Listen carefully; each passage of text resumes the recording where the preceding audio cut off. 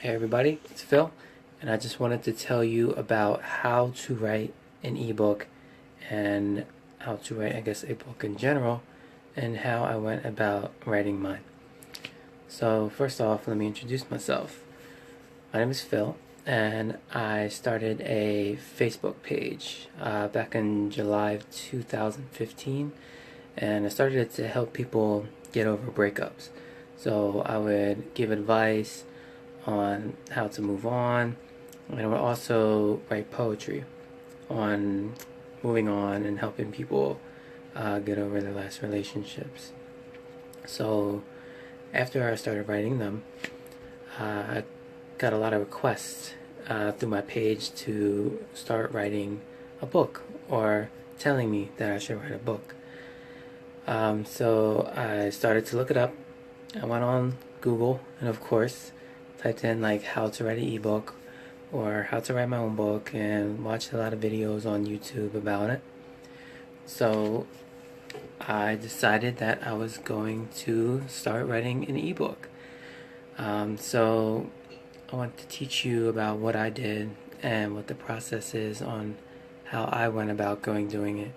There's plenty of different ways to do it, but I'm just going to tell you the way that I did it and things that I wish I would have known from the beginning if I could do it all over again.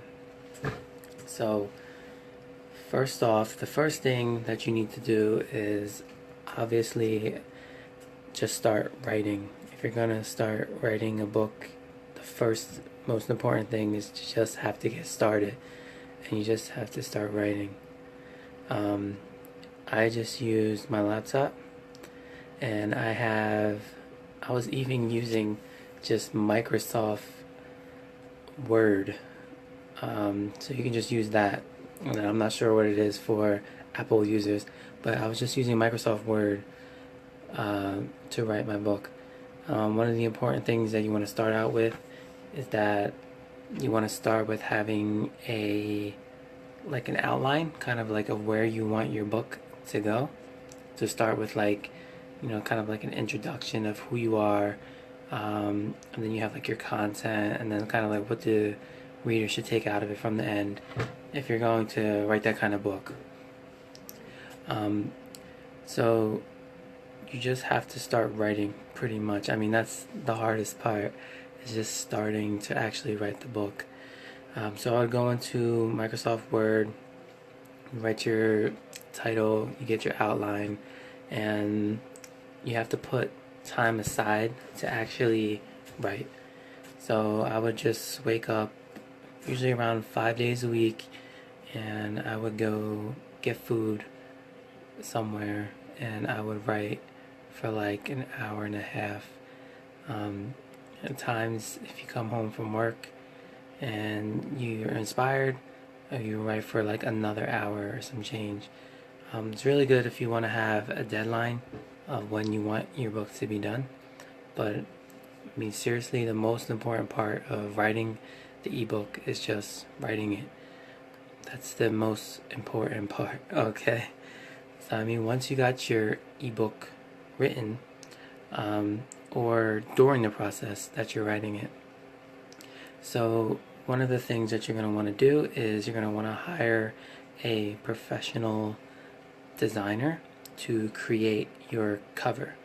So one of the things that I did was I used 99designs.com. So it's the number 99 and then the word designs.com. And I paid around $300. It's very expensive for 99 designs, but I will say it's well worth it.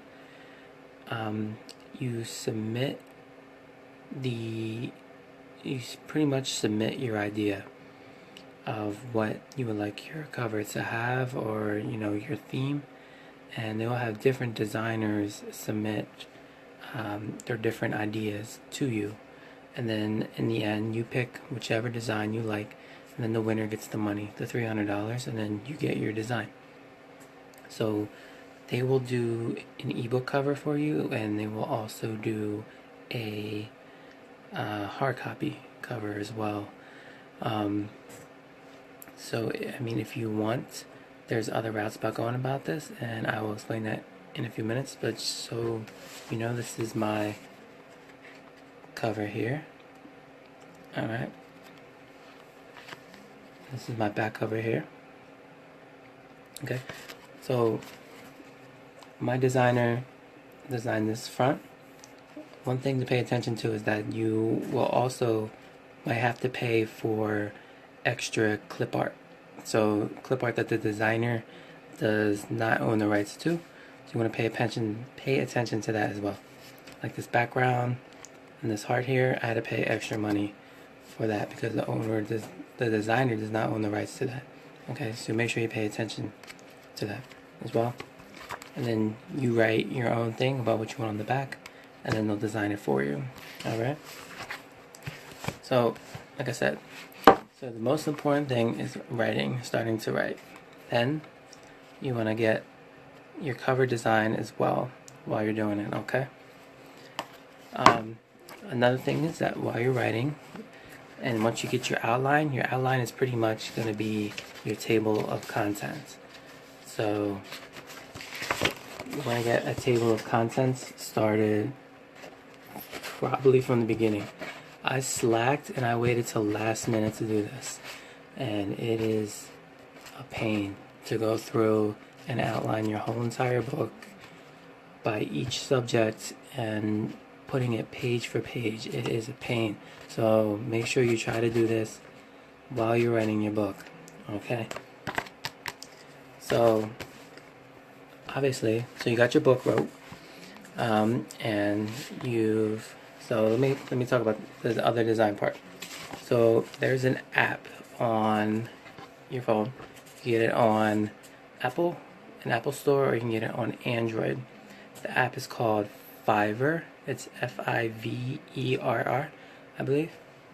Or you can go on their website, Fiverr.com, and they have people who will do covers for you for a cheap price, and they will do edits for you. So that's one thing I wish I knew before I went and got this cover from 99 Designs. I wish I knew about Fiverr.com. Because I could go and pay somebody like $10 to make a cover like this, and then maybe give them like $40 if I wanted to say, oh, can you edit this or edit that. So I wish I knew that from back in the day, but it's just one thing you'll learn. Alright, and then also you want to use Fiverr. I'll explain that. So you got your book wrote. So you wrote your whole entire book. So now you want to decide where you want to put it. So obviously, if you're writing an ebook, there's probably two places that you should decide on putting it. So one is on Amazon, and the other is on Smashwords. So there's two different places. They're the two biggest places for ebooks as of right now. I mean, as far as I know, in the United States, those are the two main places, because Amazon's huge, and then Smashwords pretty much puts your ebook out to different outlets. So they'll put it out to like Barnes and Nobles, Scribd, and like Apple. They'll put it all out there so it's available for them. And then Amazon is just Amazon. Okay, so you wrote your book, you got your cover. So now the one thing that you have to get done is, if you're going to use it as an ebook, you're going to have to get whatever you wrote put into an ebook file, which is usually an EPUB file or a MOBI file. So what you do is you're going to go on your Fiverr.com, or you're going to go on Fiverr app, or you can search online people who will, edit your book into the correct format for whichever place you decide to upload your book. So you could decide to upload it to Amazon, so you want to make sure that you upload it to the format that they want.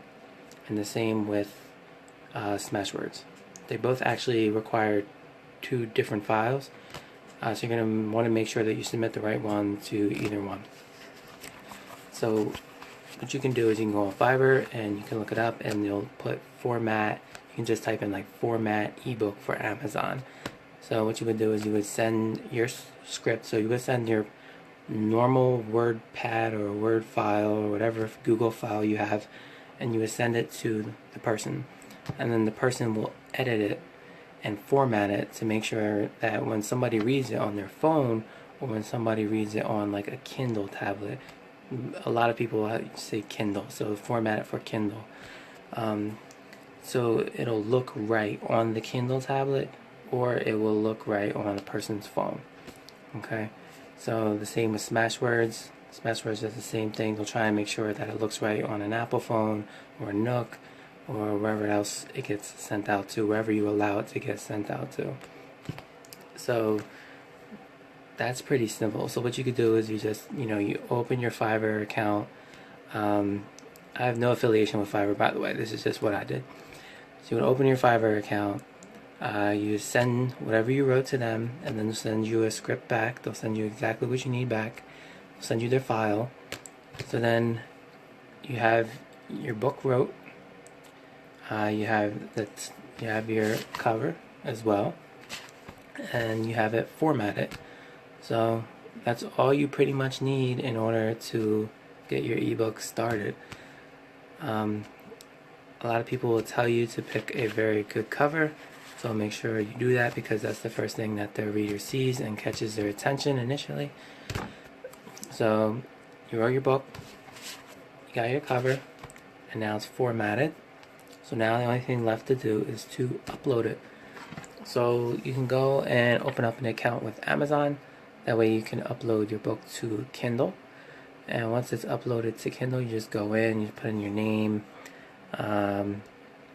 You open up an account with them. That way you're able to get paid, what you want to get paid.